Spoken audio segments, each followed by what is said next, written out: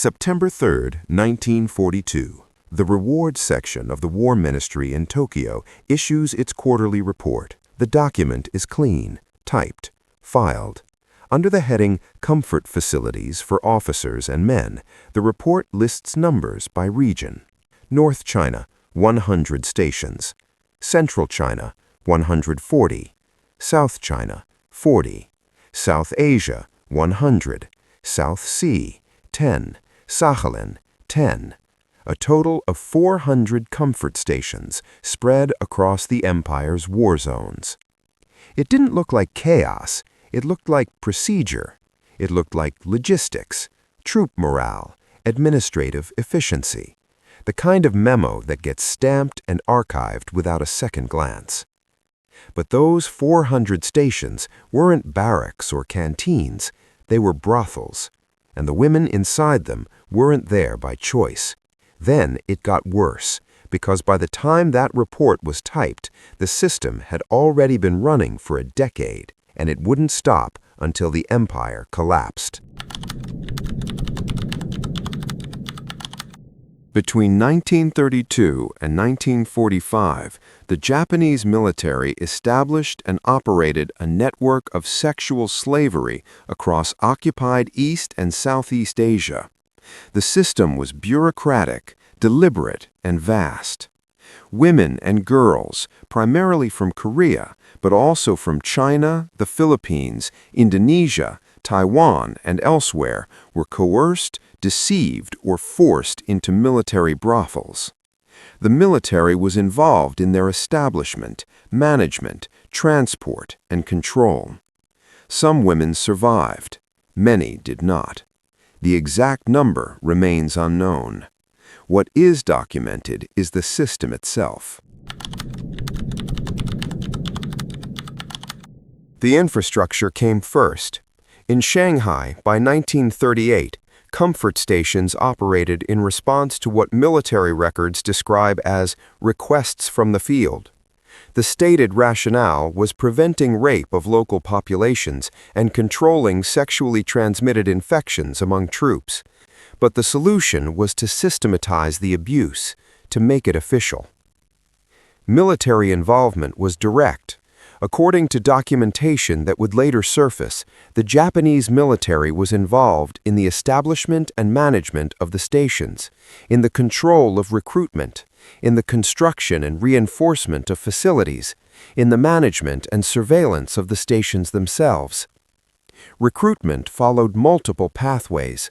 Private recruiters operated in response to military requests, but not all recruitment was private. Administrative and military personnel directly participated in some cases. In Korea, under Japanese colonial rule since 1910, women were told they were being sent to work in factories or hospitals.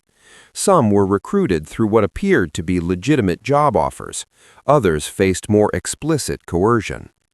A record from April 1939, documented in a memo from the 21st Army in Shanghai, provides a specific ratio: 1 woman per 100 soldiers.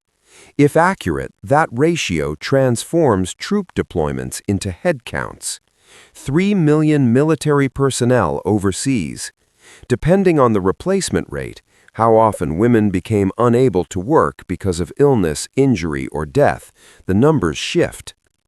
Researchers using that ratio and assuming a replacement rate of 1.5 calculated 90,000 women.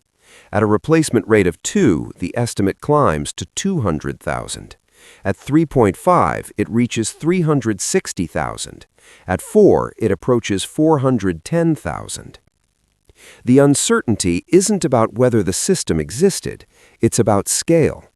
From Taiwan alone, records show the ethnic breakdown of women sent to comfort stations in China between November 1938 and December 1939. Taihoku Province, 649 Japanese, 207 Korean, 229 Taiwanese. Shinshiku Province, 65 Japanese, 86 Korean, 11 Taiwanese. Taichu Province, 3 Japanese, 143 Korean, 27 Taiwanese. Across 5 provinces, 938 Japanese, 561 Korean, 384 Taiwanese. Nearly 2,000 women from a single colony in a single year. Geographic expansion tracked military conquest. By the early 1940s, comfort stations operated in the Philippines, estimated at over 30. In Burma, over 50. In Indonesia, over 40. In the Solomon Islands, at least 6 naval stations and 20 army stations. In Okinawa, though not mentioned in the 1942 War Ministry estimate, more than 130 stations were later documented. The scope was empire-wide. The system was portable. When the military moved, the stations followed. Control was total. Women lived under what the later 1993 government statement would describe as a coercive atmosphere. That phrase sanitizes what the structure actually was: confinement, surveillance, rationed movement, enforced quotas. Medical inspections were mandatory. The stated purpose was disease prevention. The actual function was inventory management. Women who became sick were isolated or discarded. Women who became pregnant faced punishment or forced termination. Soldiers visited on schedules. 1 woman, 5 soldiers per day, 10 days per month on average. Those numbers, drawn from an estimate that attempted to calculate the system's scale, describe efficiency. They describe throughput. They describe what happens when human beings are treated as logistical assets. Isolation was structural. Stations were often located near military bases, but separated from civilian populations. Communication with families was restricted or forbidden. In occupied Korea, where an estimated 80 to 90% of comfort women originated, according to one researcher's assertion, the distance was geographic and linguistic. Women were transported to China, Southeast Asia, Pacific Islands, places where they couldn't speak the language, didn't know the terrain, had no access to help. Threats were explicit. Resistance met violence. Escape was nearly impossible. Even if a woman fled, where would she go in an occupied war zone? Who would help her? What would the consequences be for her family back home? The system didn't require constant brutality to function. It required constant control. And the control was built into every layer. The architecture of the stations, the paperwork that tracked assignments, the ration cards that governed food, the military police who enforced order, the stigma that ensured silence. August 4, 1993, Tokyo. Chief Cabinet Secretary Yohei Kōno stands before the press. He holds a statement. The statement is the result of a government study launched after decades of denial that examined documents and conducted interviews with former comfort women. Kōno reads, "The then Japanese military was directly or indirectly involved in the establishment and management of the comfort stations." He reads, "The recruitment of the comfort women was conducted mainly by private recruiters who acted in response to the request of the military." He reads, "In many cases, they were recruited against their own will, through coaxing, coercion, etc." He reads, "At times, administrative military personnel directly took part in the recruitments." He reads, "They lived in misery at comfort stations under a coercive atmosphere." The Kōno Statement, as it becomes known, is the first official acknowledgment by the Japanese government of military involvement and coercion. It does not use the word slavery. It does not use the word rape, but it does not deny the system existed. The statement's existence is the outcome of pressure from survivors who came forward, from researchers who documented, from international scrutiny that intensified after the Cold War. It is also the outcome of negotiation. Japan and South Korea spent months deliberating over specific words. The phrase, "in many cases," was contested. South Korea wanted stronger language. Japan refused to say women were recruited against their will in every case. The compromise was, "in many cases." The word coercion was contested. South Korea wanted the statement to say women were recruited through coercion at the time of recruitment. Japan's position was that coerciveness existed in the atmosphere of the stations themselves, but could not confirm that all recruitment involved direct force. The resulting language was coercive atmosphere and coercing coercion. The word apologies was negotiated into apologies and remorse. The statement was crafted to satisfy both governments, but it didn't satisfy everyone. In Japan, conservatives criticized it. They argued there was insufficient evidence of systematic coercion by the military. They pointed out that the statement relied on testimony, not documents that explicitly ordered forced recruitment. Some argued that recruitment was primarily conducted by private brokers responding to demand, not by the military itself. In South Korea, activists and survivors said the statement didn't go far enough. It acknowledged involvement, it acknowledged coercion, but it didn't call the system what it was: slavery. The system persisted because it served interests. Military commanders believed it maintained discipline and morale. Medical officers believed it contained disease. Logistics officers believed it was solvable through supply chains. Private recruiters profited. Local collaborators in occupied territories facilitated. Normalization followed bureaucracy. When something is documented, assigned a budget line, given a chain of command, it becomes policy. Soldiers were issued tickets or coupons to visit stations. That made it transactional, official, not criminal. Propaganda framed the women as volunteers, as patriots, as necessary for the war effort. The language was sanitized: comfort women, not enslaved women; comfort stations, not rape centers. The terminology obscured the reality. Fear enforced silence. Women who survived faced stigma if they spoke. Families faced shame. In Korea, Confucian norms around sexual purity made disclosure devastating. In Japan, the system was classified. In occupied territories, speaking out under military rule invited retaliation. The system continued because stopping it would have required someone in the chain of command to say it was wrong, to dismantle the stations, to repatriate the women, to prosecute the organizers. No one did, not until the empire collapsed. By 1944, Japan's military position was deteriorating. Territory was being lost, supply lines were severed. Retreat became evacuation, and in the chaos of collapse, the evidence started disappearing.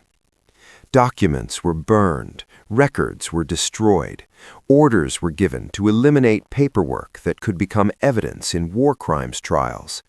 The War Ministry's clean September 1942 report, with its tidy columns of numbers, was the kind of document that would later be difficult to find. Women were abandoned. Some stations were evacuated as troops pulled back. Some women were transported. Others were left behind. In some cases, women were killed to prevent them from being captured and interrogated. In other cases, they scattered into refugee populations. When Allied forces liberated occupied territories, they found evidence: testimonies from survivors, physical remnants of stations. But the systematic documentation of the comfort system was not a priority in the immediate post-war chaos.